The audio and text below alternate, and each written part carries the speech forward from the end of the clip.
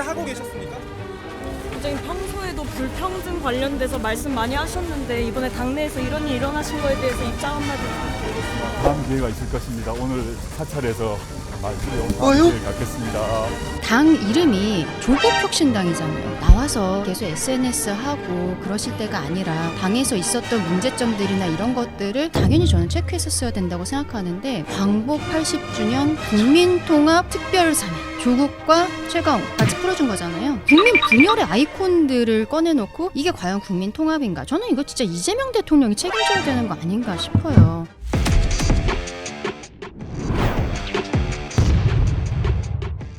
국기들의 수다 이제 시작하겠습니다. 자, 박상수 전 국민의힘 대변인과 강전의 국민의힘 대변인 나오셨습니다. 자리하셨습니까? 네. 자, 박수! 와, 반갑습니다. 반갑습니다. 금요일입니다. 자, 금요일입니다. 조금 아까 말 11마리 너무 재밌었어요. 네, 자, 말의 복지 차원에서 말의 복지 차원에서 네. 자, 말이 11마리 있대요? 네, 백마가 김정은을 태우기 위해서는 말이 11마리가 필요하답니다. 말의 복지 차원에서 11, 말이 11도 마차? 네. 자, 사두마차까지 들어봤어도 11도 마차. 우리가 지금 말 걱정할 때가 아니에요.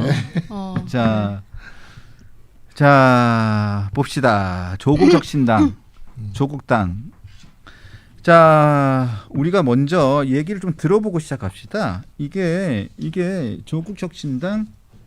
자, 조국혁신당이 어제 강미정 조국혁신당 대변인이 탈당을 선언했죠. 네. 탈당을 확신했는데 저는 왜 자꾸 이 뭐 좌파라는 말 취소. 진보라고 본인들이 외치는 이런 정당에서 항상 이런 일들이 터지는지는 제가 알 수가 없어요. 오늘 조선일보 논설 사설에서 이런 얘기가 있습니다. 진보 정당에서 일상화되고 있는 성추행과 2차 가해. 성추행은 물론이고 2차 가해까지 그냥 일상화가 돼가고 있다는 게 정말 황당합니다. 그러니까요. 자, 일단 피해자 강미정 조국혁신당 대변인의 이야기를 직접 한번 들어보시고 이야기를 이어가겠습니다. 8월 15일 전과 후에 당도 입장의 변화가 없었고 조국 전 대표께도 여타 다른 입장은 듣지 못했습니다. 이 침묵도 제가 해석해야 될 메시지라고 생각을 합니다. 조국 대표의 그 석방 사면을 축하하는 자리에는 가해자들이 꽃다발을 전달한 것으로 알고 있고요. 피해자들이 함께 있었습니다. 격려를 했다는 것이 조국 전 대표 입장에서는 당내 사건이 잘 마무리되었다라고 결론을 내리고 말씀을 하신 거라 생각이 되어서 그 장소에 함께 있던 피해자들이 많이 상처를 받았어요. 이 문제 인지하고 계셨습니까? 굉장히 평소에도 불평등 관련돼서 말씀 많이 하셨는데 이번에 당내에서 이런 일이 일어나신 거에 대해서 입장 한마디 부탁드리겠습니다. 다음 기회가 있을 것입니다. 오늘 사찰에서 말고요. 다음 기회를 갖겠습니다. 사면 이후에 아무 입장 안 낸 거에 대한 피해자들이 실망을 느꼈다는 부분은 어떻게 생각하세요? 사면 이후에 당사 오셔서 문제 해결된 때까지 지켜줘서 고맙다 이런 말씀 하신 적 있으세요? 자, 이게 지속적으로 이루어졌다는 거잖아요. 그렇죠. 지속적으로 이루어졌고, 자, 그리고 시정을 요구했고 이 상황에 대해서 사태 해결을 요구했지만 묵살됐고, 네. 결국은 참다 못 참아서 기자회견을 했는데 문제는 더 큰 문제는 조국혁신당의 사실상의 그 자체인 조국이라는 사람에게 이 상황에 대해서 해결해 달라고 직접 이야기를 했지만 이 사람 또한 차일피일 미루고 어제 보셨죠? 직접 보셨죠? 지금 나중에 얘기하자고. 네. 나중에 얘기도 안 하고 이제 또 SNS를 통해서 얘기를 하셨는데 조국 대표가 나온 게 이제 한 20일 정도 됐거든요. 좋은 뉴스가 하나도 없어요.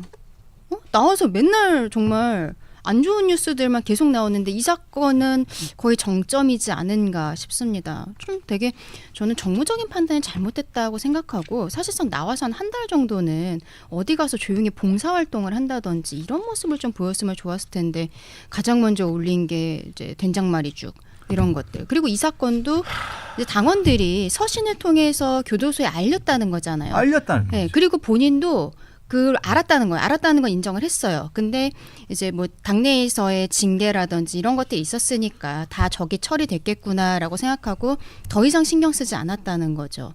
나와서 이렇게 계속 SNS 하고 그러실 때가 아니라 어쨌든 당 이름이 조국혁신당이잖아요. 그러면은 당에서 있었던 문제점들이나 이런 것들을 나와서 당연히 저는 체크했었어야 된다고 생각하는데 완전히 손을 놓고 있었던 거예요. 이게 과연 있을 수 있는 일인가? 너무 안일하다. 여기에 대해서는 정말 조국혁신당과 또 이제 우리 좀 이따 이야기했지만 민주당에도 불똥이 튀었잖아요. 최강욱 전 의원 때문에 이 부분은 두 개 당이 정말 국민들 앞에 제대로 사죄해야 된다 생각합니다. 그러니까 그냥 성비위도 아니고 성추행도 아니고 민주당과 조국혁신당 뭐 진보당 할 거 없이 소위 말하는 좌파 진영의 성비위의 특징은 모두 권력형 성비위의 특징을 갖고 있는 맞아요. 굉장히 놀라운 특징이 있어요. 이게 거의 공통점을 갖고 있는데 우리가 그 미투 운동이 한창일 때도 그쪽 진영의 예술가들, 시민단체들에서 벌어졌던 게 다 보면은 권력적인 상하관계에서 벌어지는 성비위. 그 다음에 민주당 정치인들 중에서 박원순 전 시장이라던가 안희정 전 지사 같은 경우도 역시 권력형 성비위. 맞아요. 그리고 지금 보면은 이 조국혁신당 사태. 그리고 얼마 전에 굉장히 화제가 되었던 진보당의 생활비서 개념까지 하나부터 10까지 이쪽 진영은 성과 권력을 분리를 못 시키는 이게 하나의 문화인 것 같아요. 성과 권력을 분리를 못 시켜요. 그러니까 이게 저는 이제 좌파 진영 쪽에서 있다가 이쪽 보수 진영으로 넘어와서 보수 진영의 분들을 만나잖아요. 그러면 보수 진영의 분들은 이런 부분에 있어서 굉장히 그 뭐랄까 선을 좀 긋는 편입니다. 그 부분들이 분리돼 있어요. 이렇게. 근데 물론 보수 진영에서도 성비위나 이런 사건을 일으키는 사람들이 있긴 있어요. 뭐 사람 사는 세상이니까 어디나 그런 사람들은 있지만 저쪽 진영 같이 그게 하나의 문화처럼 자리 잡아 있지는 않은 거죠.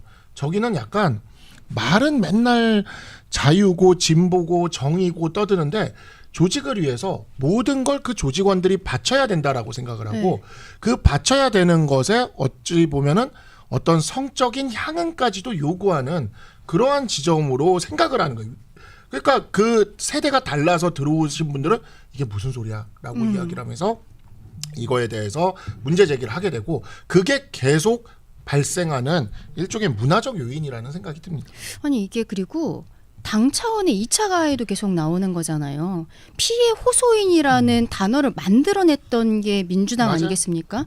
민주당 그것도 여성 의원들이 피해 호소인이라는 단어를 쓰면서 언론에 인터뷰를 하고 이런 것들이 정말 너무 충격적이었던 거죠. 그래서 그 다음에 우리가 뭐가 있으면은 뭐뭐 호소인 이런 식으로 거의 막 밈이 만들어질 정도잖아요. 이 사건도 마찬가지예요. 그러니까 이 가해자로 지목이 됐었던 두 명은 한 명은 제명이 되고 한 명은 당원권 정지 1년이라는 징계를 받기는 했습니다.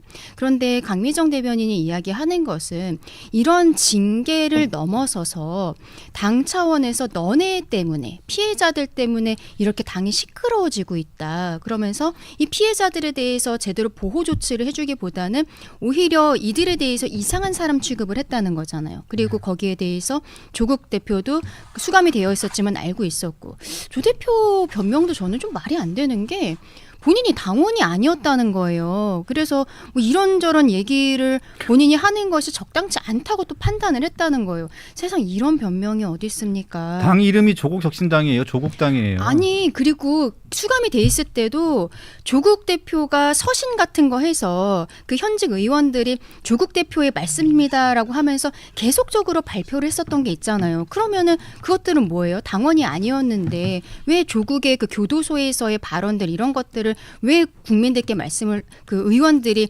전달했던 겁니까? 이것도 앞뒤가 맞지 않는 거죠. 그리고 조국 대표가 뭐라 그랬냐면은 8월 22일 피해자 대리인을 통해 저의 공식 일정을 마치는 대로 강 대변인을 만나 위로하겠다고 약속한 바 있다. 본인 공식 일정이 뭔지예요? 나 진짜 이것도 너무 웃기는 것 같아요. 이게 다른 거 다 제껴놓고서 가서 죄송합니다. 다시 우리가 그 피해 회복을 위해서 노력하겠고 사실관계도 다시 한번 조사해 보겠습니다. 정말 100번 사죄를 해야 되는데 본인 공식 일정이 먼저라는 거예요. 야, 이런 것도 저는 참 얼마나 이게 후순위로 갔었으면 이게 8월 22일이란 말이에요. 그러니까 강미정 대변인이 어제 결국에는 쌓이다가 이 당은 회복 불가능하구나라는 판단이 있었으니까 저런 기자회견을 하게 된 게 아닌가 그렇게 봅니다. 이 관련돼서 제가 유사한 사건으로 제가 지금 이 사건 보면서 조국 혁신당 사건 보면서 떠올랐던 게 박원순 전 시장의 유가족 대리인이었던 정철승 변호사라고 있어요. 맞아요. 이 정철승 변호사는 박원순 전 시장의 그 피해자를 신상을 공개해서 2차 가해를 한 것으로 징역 1년형을 이미 선고받아서 아직 재판 중이죠.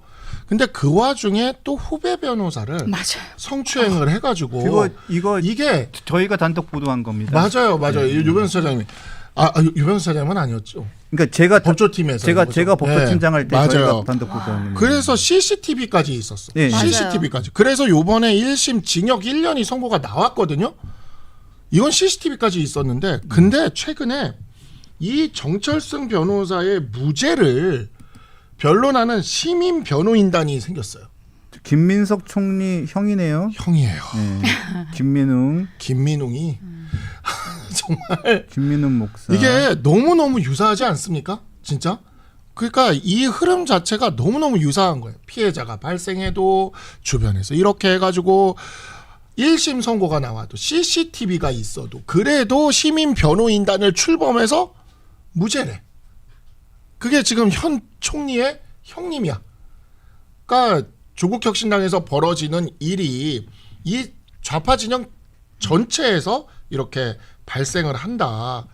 참으로 이 놀라운 그냥 하나의 문화라고밖에는 할 수가 없다라는 생각이 듭니다. 그 안희정 지사 사건 피해자였던 김지은 씨 같은 경우에는 개명을 했다 그래요. 본인 이름으로 사는 게 힘들 정도로 그 괴로웠던 거죠. 이게 지금 피해자가 개명할 일인가요? 저는 그것도 말이 안 된다고 생각해요. 안희정 지사에 대해서 끝까지 옹호해줬던 또 지지자들이 있잖아요. 그리고 뭐 그 사건뿐만이 아니라 뭐 박원순 전 시장 같은 경우에도 본인이 이제 극단적 선택으로서 마무리가 되었습니다만 계속해서 그 피해자에 대해서 문제 제기를 하는 목소리, 피해자에 대해서 문제 제기를 한단 말이에요. 근데 그래요. 그것도 당내에서 당의 지지자들이 인권을 그렇게 중시한다는 민주당 진보 진영에서 이러한 일들이 비일비재하게 일어나는 것은 정말 우리 박 변호사님 얘기해 주신 것처럼 문화라고 봐야 될 거 정말 이해할 수가 없는 상황이죠. 자, 최강태강이님께서 조국이 봉사하고 자중할 줄 아는 사람이었다면 입시 비리도 없었겠죠.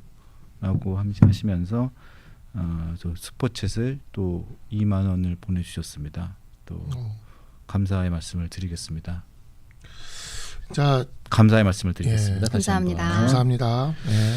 자, 근데 조국 이 전 대표가 저도 너무나 화가 나는 게, 자, 본인이 당원이 아니기 때문에 이 부분에 대해서 본인이 지금 직접 뭐 얘기를 한다면 이게 당의 뭐 위계에 뭐 맞지가 않고 당에 개입을 한 거기 때문에 말을 못했다? 이게 말이 되는 소리입니까? 조국 혁신당에 조국이 왜 들어가 있습니까? 본인이 당이고 당이 조국 혁신당 아닙니까? 책도 냈잖아요. 뭐 하는 사람입니까 도대체? 변명할 걸 변명을 해야지. 그게 변명이 된다고 생각합니까? 그게 어떻게 변명입니까? 네? 그리고 어제 조계종에서는 나중에 얘기하자고 한 다음에 비판이 쏟아지니까 뒤늦게 밤에 페이북에 올려서 그렇게 변명을 하는데, 그냥 아예 담백하게 본인이 사과를 하면 될 일을 또 주저리 변명을 해가지고 또 비판을 받고 오늘 아침에서야 뭐 다시 또 입장을 또 낸 것 같던데. 그러니까 조족조라는 얘기가 계속 나오는 겁니다. 예? 그러니까 사면 복권을 받았으면 그냥 자중하고 지금 집에 좀 계시면서 교화를 좀 더 하셨으면 이런 일이 생겼겠습니까? 왜 돌아다니면서 쓸데없이 다니시는 겁니까? 예? 본인 집이나 당이나 잘 챙기세요. 북한 아까 전에 북한에 보니까 영화인가 제목 중에 우리 집 문제라고 있더만. 우리 집이나 챙기세요. 우리 집이나 그대들이나 집이나 좀 챙기세요. 가와만사상 모릅니까? 북한 영화 제목 중에 우리 집 문제라고 있대요. 집 문제나 챙기세요. 다른 거 챙기지 마시고. 아유, 답답한 사람이야 진짜. 지금 이 상황에 있어서 이제 강미정 대변인이 또 문제 제기를 하는 게 당내에도 조력자분들은 계셨던 거예요. 근데 네. 이 피해자들을 도와줬던 사람들이 오히려 그렇죠. 징계를 세종시당 받았다. 위원장. 세종시당 네. 위원장 제명됐어요. 제명까지 됐죠. 그리고 뭐 이제 직장 내 갑질 이런 거에 대해서 도움을 줬던 분도 그분도 감봉 4개월 징계를 받고 탈당했다고 합니다. 그러니까 이게 정말로 조직적으로 은폐를 넘어서서 가해를 한 것이라고 볼 수밖에 없는 거죠. 피해자가 일단은 3명 정도로 알려져 있는데 현재는 거의 또 10명 정도로 늘어났다는 거예요. 강미정 대변인 말로는. 그러면은 이게 조국혁신당이라는 당이 사실 그렇게 규모가 큰 거는 아니잖아요. 또 신생 정당이기도 하고 그 안에서 피해자가 이제 아마 대부분 여성일 것으로 생각이 되는데 여성 당직자가 그렇게 많지도 않을 것 같거든요. 아니 오늘 아침에 김태현의 뭐죠? 뉴스쇼? 뉴스쇼인가 아니야, 정치쇼인가. 거기에 나와서도 김현정의 뉴스쇼랑 헷갈리면 안 좋아한다. 하여튼 그 방송에 나온 조국 혁신당의 사무총장도 그런 얘기를 했고 네. 오늘도 또 그런 얘기를 또 맞아요. 황현선 사무총장이 그런 말을 하던데 뭐라고 얘기하냐면 혁신당의 성비 사건은 조국 전 대표와는 무관하다는 거예요. 아유, 그런데 그렇게 살려주고 싶나. 왜 수령한 그러냐면 조국 전 대표가 당적이 없는 상황에서 이 상황에 대해서 이야기를 했으면 당무회에 개입을 하는 거기 때문에 정당법 위반이래요. 그래서 안 하는 게 맞는 거고 이것의 책임은 김선민 당대표 권한대행이 책임을 지는 게 맞대요. 그래서 조국 전 대표가 여기에 개입을 했으면 당원 당규에도 맞지 않기 때문에 개입을 하지 않았고 여기에 대해서 관련 반언을 하지 않았고 접견을 할 때도 여기에 대해서 발언을 일부러 하지 않은 거래요. 장난칩니까? 이거 저는 사무총장이 방송에 나갔다는 것도 문제가 되는 것 같아요. 왜냐하면 강미정 대변인 이야기는 이 가해자들이 이 사무총장과 지금 방송 인터뷰했다는 그 황 사무총장과 지도부와 막역한 사이라는 거예요. 그렇죠. 그러면은 2차 어떻게 보면 가해예요. 이 사람들도 2차 가해를 하고 은폐하면서 오히려 피해자에게 가해를 했던 당사자일 가능성이 있거든요. 근데 이런 사람이 방송에 나가가지고 조국은 괜찮습니다. 조국은 순결합니다. 모든 것은 현 지도부에서 책임을 지겠습니다. 조국만은 살려주십시오. 지금 이런 이야기를 하고 있는 거잖아요. 도대체 저는 이분이 방송을 나간 것 자체가 이 당의 분위기를 알려줄 수 있는 것 같아요. 그리고 저는 이게 또 좌파에서 사람을 쓰고 버리는 방식이라는 생각도 드는 게 이 강미정 대변인에 대해서도 이제 아시는 분들은 기억을 하시겠지만 바로 이정섭 검사의 처남댁으로 맞아요. 사실은 이름보다는 처남댁으로 더 많이 알려진 분이죠. 이정섭 검사는 어떤 분이냐면 이재명 대통령의 대북 송금을 수사한 분이죠. 이재명 대통령의 대북 송금을 수사했고 근데 처남의 뭐 마약 투약이나 이런 것들을 봐주기를 했다라고 하면서 이 강미정 대변인이 이제 나타나기 시작을 한 거고 그때는 무슨 영웅 대접을 했어요. 뭐 우리가 다 기억을 하겠지만 이정섭 검사는 민주당에서 탄핵을 시켰다가 탄핵 기각을 당했죠. 네, 헌법재판소 가서 탄핵 기각을 당했습니다. 그게 그 탄핵을 한 것이 어떤 의도에서 했는지 우리가 모두 알만한 그런 짐작할 의도를 가지고 있는 거죠. 근데 이 강미정 대변인을 무슨 영웅 대접하듯이 무슨 대단한 내부 고발자로 막 이렇게 하듯이 이렇게 데려가 놓고 조국 강미정 대표가 대변인이 직접 영입했잖아요. 네, 직접 영입했잖아요. 강미정 대변인이 조국 혁신당 내에 성비위를 양심 선언하면서 이렇게 세상에 알리니까 어떻게든 이 부분에 있어서는 선을 긋고 이 부분이 결국에는 스스로 탈당을 하게 만드는 거잖아요.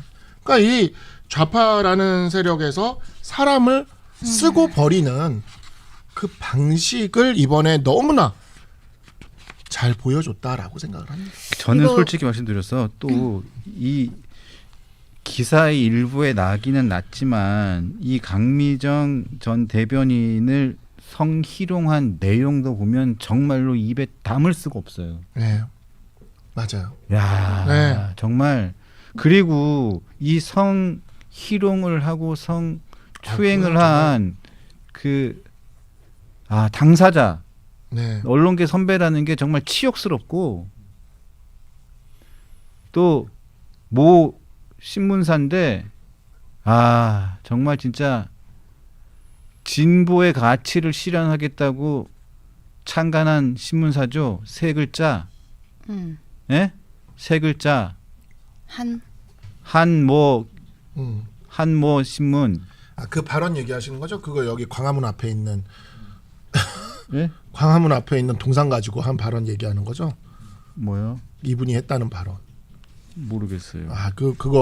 저는 그 발언 저는 이건 방송용이 아니라서. 예, 완전 비방용이라서 비방용이에요. 말을 할 수가 없습니다. 제가 정말 깜짝 놀랐습니다, 진짜. 정말 어이가 없어서 예. 정말 저는 정말 창피합니다. 창피해서 정말 고개를 들 수가 없어. 저는 이거 개인적으로 이 사람을 좀 알아요. 네, 압니다. 아는데 일단 문재인 정부 때 총리실 공보실장인가 했었잖아요. 맞아요. 했었고, 예. 정말 진짜 한 모 신문에서 정말 진짜. 거기 예전에 김의겸 의원도 그 네. 출신이시잖아요. 그 둘이 친해요.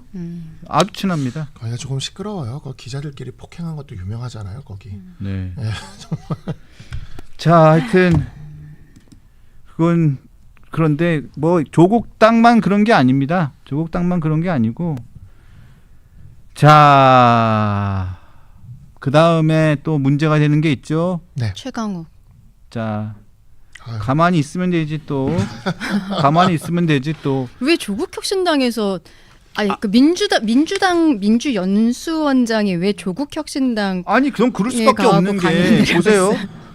최강욱 전 의원은 조국 전 대표 아들 인턴 네. 그 때문에 아들 인턴 허위 발행해가지고 그 의원직 날아간 사람이잖아요. 네. 그러니까 조국 전 대표 일하면 발 벗고 나서는 사람이에요. 그런데 조국 혁신당에서 문제가 생겨가지고 조국 전 대표가 불똥이 튀게 생겼으니까 얼마나 지금 화가 났겠어. 그러니까 거기에 똥물 튀기는다고 생각을 한 거지. 그러니까 거기에 문제 제기한 성추행 피해자로 안 보이는 거지. 그러니까 조국 전 대표한테 흠집 가게 생겼으니까 얼마나 그 여자가 미워. 그러니까 화가 난 거죠.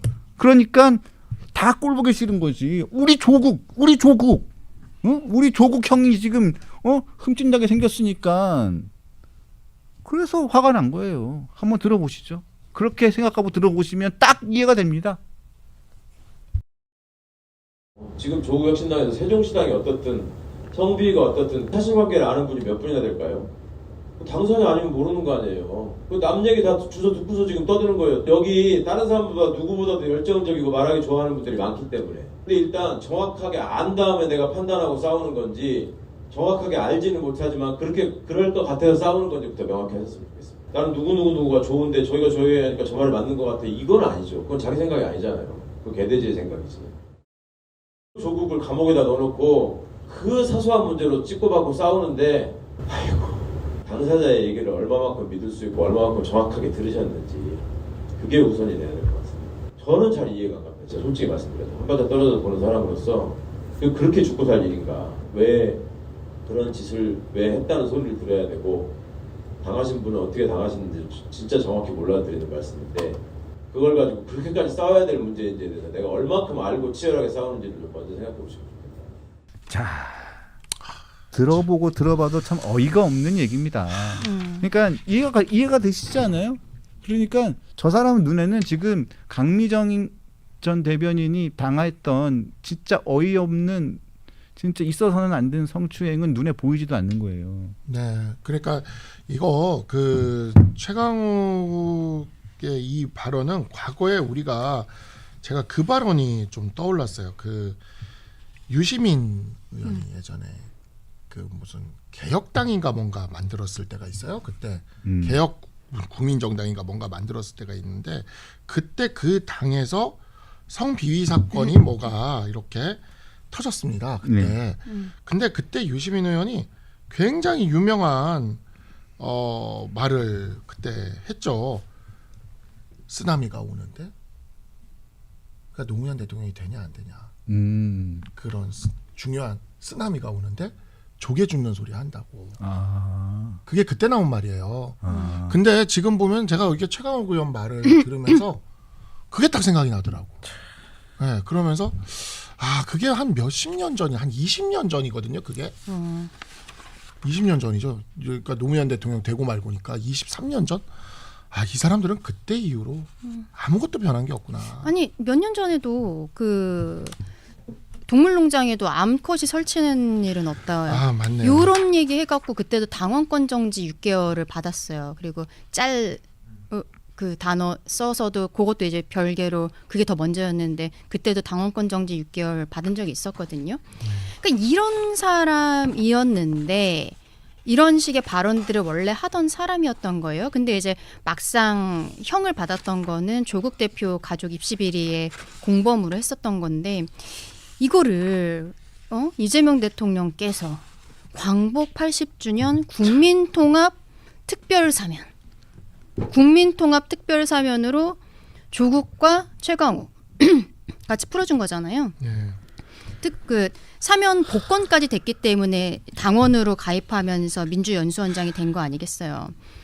이게 과연 국민 통합인가? 저는 이거 진짜 이재명 대통령이 책임져야 되는 거 아닌가 싶어요. 이런 국민 분열의 아이콘들을 꺼내놓고 또 나오자마자 정청래 대표가 민주연수원장에 임명을 한 거잖아요. 그리고 방송에서 뭐 이야기하는 거 보면은 김병기 원내대표랑 둘이서 뭐 식사할 일이 있었는데 최강욱을 원장에 앉힌 게 가장 잘한 인사다. 가장 잘한 인사. 김병기 원내대표가 그런 얘기를 하더라. 그 얘기를 정청래 대표가 이야기를 하거든요. 그러니까 이번에 사면된 거 이전에도 이미 이러한 좀 성적인 발언들이 원래 있던 사람이고 문제가 있던 사람인데 이런 사람을 도대체 뭘 가르치라고 연수원장에다가 시키는 거예요? 제가 이거 잠깐 이거 하나 말씀드릴게요. 말씀하세요. 네. 이 유시민의 조계론해서 여기가 그 여성주의 그 저기예요. 그 신문인데 2003년입니다. 6월 24일에 나온 기사예요. 여기서 지금 보면은 2002년 대선 기간 중에 개혁당에서 성폭력 사건이 일어나고 이게 성폭력이네요. 보니까 NT에서 아주 이거는 뭐 성추행 정도가 아니라 키스나 뭐 이런 것까지 이어진 성폭력 사건이 일어난 거예요. 근데 이에 대해서 유시민 씨가 이렇게 발언을 한 겁니다. 정확하게 이렇게 발언을 했네요. 해일이 일고 있는데 조개를 줍고 있다. 이게 2003년. 그래서 당시 여기서 기사에서 어마어마하게 비판을 하고 있어요. 지금. 근데 진짜 정말 근데 이거가 그냥 죽고 사는 문제냐라고 최강욱 지금 의원이 전 의원이죠. 뭐 저분이 원장인지 저분이 조국 혁신당 저기 가서 얘기한 게 이 개혁당에서 유시민 씨가 했던 발언이랑 그냥 똑같아요. 제가 이게 지금 2025년인가라는 생각이 드는 거죠. 그 시절보다 여성 인권이 많이 올라오고 그렇게 된 상황에서 성범죄에 대해서도 성인지 감수성이나 이런 거 민주당에서 다 만든 거잖아요. 민주당에서. 민주당은 최강욱 전 의원한테 교육 연수원장이잖아요. 네. 교육 잘 받으시면 되겠네. 그런 교육 받으니까 이런 교육 잘 받으면 피해 되겠네. 호소인이라는 단어도 뭐 이런 만들고. 거 암컷 발언부터 해가지고 네. 아니 근데 지금 보니까 성인지 감수성 관련해서 이런 것도 교육도 최강욱 받으시고 나무 위키에 최강욱 여성 비하 발언 논란이라는 게 따로 있어요. 따로 있어. 항목으로 세상에. 따로 있을 정도예요? 근데 또 여기 보니까 제가 아까 말씀드린 그 암컷 발언 있잖아요. 네. 그게 이제 김건희 여사 비하하는 발언이었는데 이게 또 보니까 남영희 옛날 민주연구원 부원장 뭐 이렇게 방송 많이 나오셨던 분 있는데 이분이 또 유튜브 나가서 최강욱 의원의 그 암컷 발언을 옹호하는 이러한 발언들도 했다는 거예요. 그러니까 앞서 말씀드린 것처럼 결국에는 이러한 발언을 했을 때 당내에서 정말 성인지 감수성이 이렇게 떨어질 수가 없는 거죠. 결국엔 이제 남영희 부원장도 문제가 됐던 거예요. 그런 발언을 어떻게 이렇게 옹호를 해줄 수가 있냐. 참 이건 뭐라고 얘기해야 될지 모르겠습니다. 이 사태 또 하나의 문제점은 피해자 중심주의라는 말도 사실은 민주당 쪽에서 좌파에서 만든 말이에요. 근데 그 피해자 중심주의, 뭐 성인지 감수성, 이제 정말 많은 분들이 그로 인해서 이제 그 조심하고 다들 그렇게 살고 있는데 자기들만 무슨 천령이냐? 자기들은 그냥 다 이렇게 저기가 되는 거. 그러면서 또 한편으로 이미지는 만들려고 조국 대표 최근에 또 이 사건이 불거지고 있는 그 중에 뭐 하나 올렸어요? 또 하나 사진 한번 이 와중에 이 와중에 또 뭘 올렸다고요?